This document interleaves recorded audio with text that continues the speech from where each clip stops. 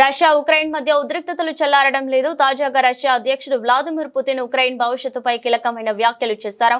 తన దృష్టిలో ఉక్రెయిన్ మొత్తం రష్యాకు చెందినదేనని ఆయన స్పష్టం చేశారు. ఇదే సమయంలో కీవ్ కు తీవ్ర హెచ్చరికలు జారీ చేస్తూ పరిస్థితి మరింత దిగజారక ముందే చర్చలకు రావాలని పిలుపునిచ్చారు. మాస్కోలో జరిగిన ఓ కార్యక్రమంలో పుతిన్ మాట్లాడుతూ రష్యన్లు ఉక్రెయిన్లు చారిత్రాత్మకంగా ఒకటే.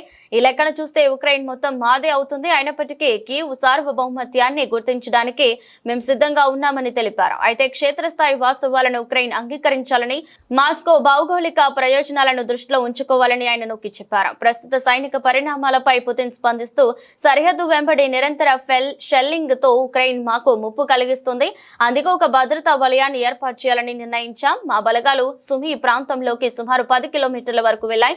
ప్రస్తుతం ఆ ప్రాంతాన్ని పూర్తిగా స్వాధీనం చేసుకోవటం మా లక్ష్యం కాదు. కానీ పరిస్థితి తీవ్రంగా మారితే దానిని మా ఆధీనంలోకి తీసుకునే అవకాశాన్ని కొట్టిపారేయలేమని హెచ్చరించారు.